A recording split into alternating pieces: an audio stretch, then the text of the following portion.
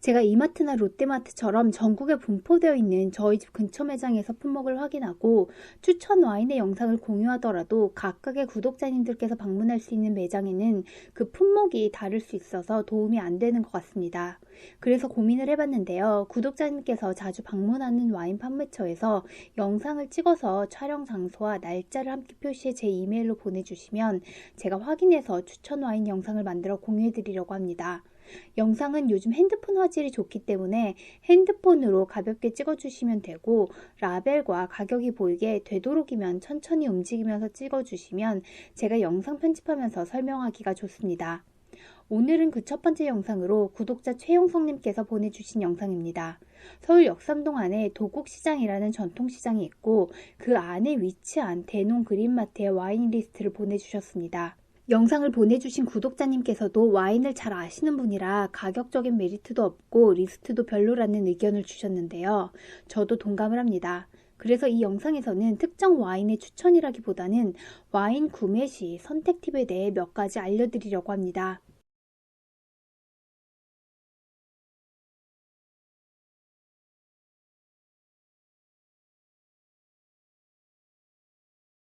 지금까지 제 채널에 업로드된 영상에서 와인을 종류별로 분류는 했지만 그때그때 순서는 다르게 설명드렸는데요. 앞으로는 와인을 마시는 순서에 따라 스파클링, 화이트, 레드, 그리고 스위트 와인 순으로 정리하겠습니다. 결론부터 말씀드리자면 스파클링 와인에서 기억해 두시면 유용한 단어는 프로세코입니다. 우선 알아두셔야 할 개념은 와인은 기포를 기준으로 기포가 있으면 스파클링 와인, 그리고 기포가 없으면 스틸 와인이라고 합니다. 그리고 병의 마개 부분을 보시면 구분하실 수 있습니다. 스파클링 와인은 기포를 유지하기 위해서 병 안의 압력이 높기 때문에 코르크 마개가 튀어오르는 것을 방지하기 위해서 철사로 고정되어 있습니다. 즉 스파클링 와인의 마개 부분은 스틸 와인에 비해서 크기가 큽니다. 영상에서 스파클링 와인은 두 종이 있습니다. 많은 분들이 샴페인이라는 단어를 잘못 사용하시는데요. 스파클링과 샴페인이 같은 의미의 단어가 아니고 샴페인은 스파클링 와인의 한 종류입니다. 샴페인은 프랑스 상파뉴 지역에서 특수한 전통 방식으로 기포를 만든 와인을 의미하고, 만약에 이 법규에 어긋나게 다른 지역 또는 다른 방식으로 만들어졌는데 레이블에 샴페인이라고 표기하면 불법이고 처벌받습니다. 즉 두 종 모두 레이블에서 샴페인이라는 단어를 찾아볼 수 없습니다. 첫 번째 와인의 레이블에 적혀져 있는 무쉐는 프랑스어로 거품이라는 의미이고, 즉 레이블에 무쉐라고 표기되어 있다면 상파뉴 지역은 아니지만 프랑스에서 생산된 스파클링 와인이라는 것을 알 수 있습니다. 그리고 두 번째 와인이 가격택에 적혀져 있는 설명을 보시면 프로세코라고 되어 있는 것을 확인하실 수 있는데요. 스파클링 와인을 구매하실 때 기억해 두시면 유용한 단어가 바로 프로세코입니다. 프로세코에 대해 간단히 설명해 드리자면 이탈리아 북부의 베네토 지역에서 글레라라는 청포도 품종으로 기포를 탱크 방식으로 만드는 스파클링 와인입니다. 그리고 글레라의 이름이 과거 원래는 프로세코였습니다. 하지만 더 이상 포도 품종의 이름을 프로세코라고 하지는 않고 글레라라고 부르는 것은 현재는 프로세코라는 단어가 등급의 명칭으로 사용되고 있기 때문입니다. 즉 프로세코의 법 기준에 맞춰서 와인을 생산하게 되면 와인 레이블에 반드시 프로세코라고 표기하게 됩니다. 단 지금 매장에 있는 이 와인은 프로세코는 아닌데 가격표에 잘못 표시되어 있습니다. 이탈리아의 스파클링 와인이라는 의미로 표기하고 싶었다면 적절한 단어는 스푸만테입니다. 어쨌든 이 내용을 다 기억하실 필요는 없고 2, 3만원대의 스파클링 와인으로 푸른 사과와 멜론과 같은 과실 풍미가 풍부한 와인을 원하신다면 우선 마개 부분이 큰 와인 중에서 레이블에 프로세코라고 단어가 적혀져 있는 와인을 고르시면 됩니다. 화이트 와인에서 기억해 두시면 유용한 단어는 모스카토입니다. 영상에서 모스카토 와인은 3종이 있습니다.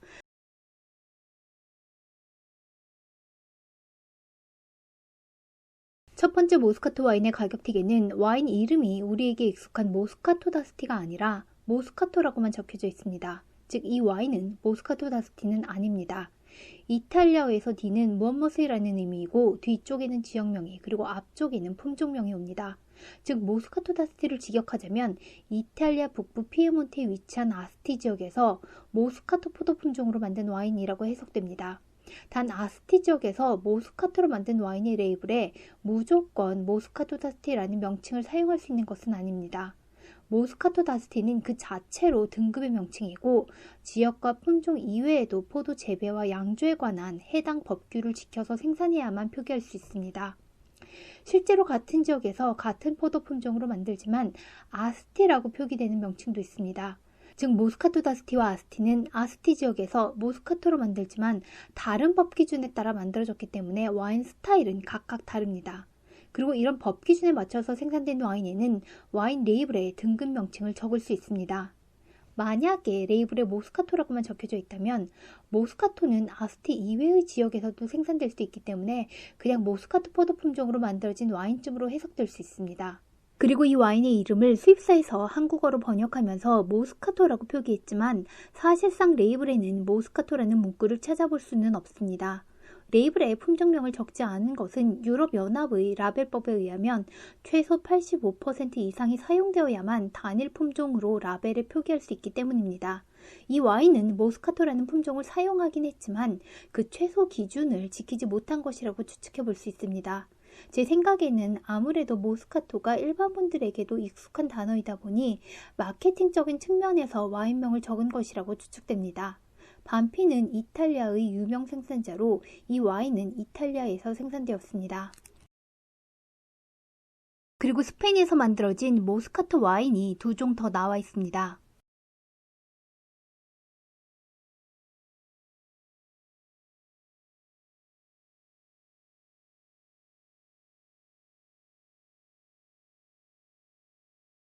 와인 설명을 보시면 세 와인 모두 달콤이라는 단어를 찾으실 수 있습니다. 기술적으로는 모스카토의 포도 품종으로는 당도가 거의 없는 드라이부터 약간의 당도가 있는 세미스위트까지 다양한 당도로 만들어지지만 많은 생산자들이 약간의 당도를 남겨서 생산합니다. 즉 여기서 기억해 두셔야 할 부분은 약간 달달한 화이트 와인을 찾으신다면 레이블에서 모스카토라고 적혀져 있는 와인을 고르시면 됩니다. 덧붙여서 솔직히 말씀드리자면 세미스위트 당도를 가진 화이트 와인을 찾으실 때 모스카토 그리고 모스카토 다스티 와인이 모두 있다면 특별히 생산자에 대한 확신이 없다면 어차피 가격 차이가 크지 않기 때문에 모스카토 다스티라고 적혀져 있는 와인으로 고르시는 것이 품질이 더 좋을 확률이 높습니다. 기본적으로 이탈리아 와인의 품질은 등급과는 상관이 없다고는 하지만 모스카토 다스티는 이탈리아에서 가장 높은 등급인 DOCG에 해당되고 법규라는 건 품질을 보장하기 위해 정하는 최소 기준이기 때문에 적어도 기본 품질은 보장한다고 해석될 수 있습니다. 레드와인에서 기억해 두시면 유용한 단어는 보르도 스타일입니다. 구독자님들께서도 가장 많이 접해보셨을 거라고 생각되는 적포도 품종은 까베르네 소비뇽이고 본 영상에서도 총 25종의 레드와인 중 12종이 까베르네 소비뇽이 사용된 와인입니다. 그 중에서 추천드리는 와인은 1865인데요. 이 가격에는 사드시지 말고 코스트코 그리고 백화점이나 마트에서 할인할 때 2만원 중반 정도의 가격에 구매 가능합니다.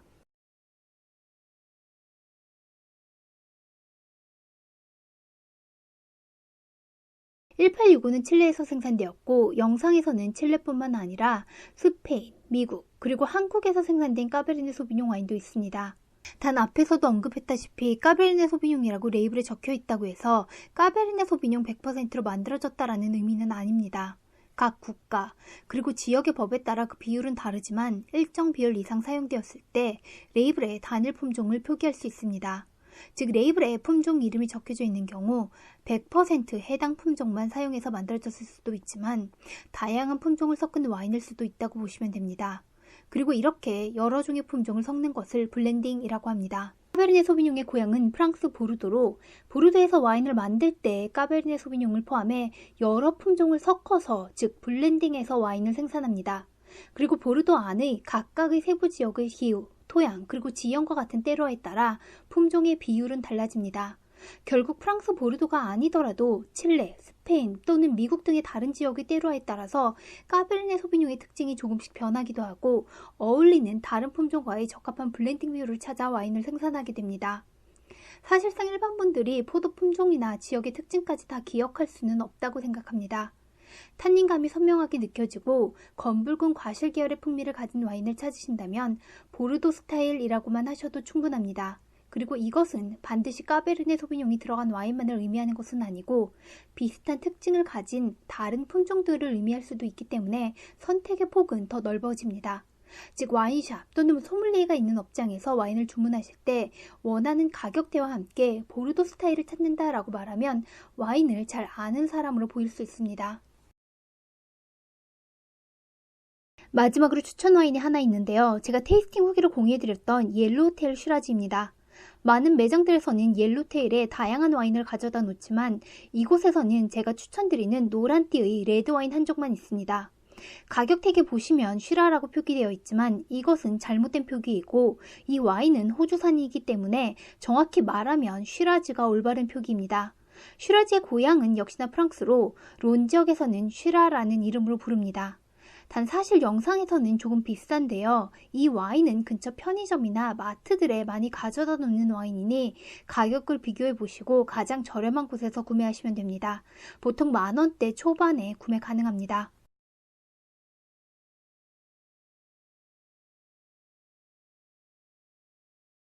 추천 리스트 목록에 와인의 색을 의미할 수 있는 단어에는 화이트 와인은 연두색, 그리고 레드 와인은 보라색으로 표시했습니다.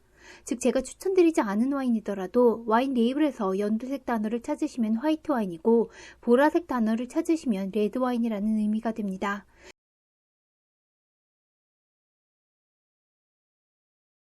그리고 각 와인에 대한 자세한 설명 영상은 각 국가별로 따로 제작해서 공유해 드리도록 하겠습니다.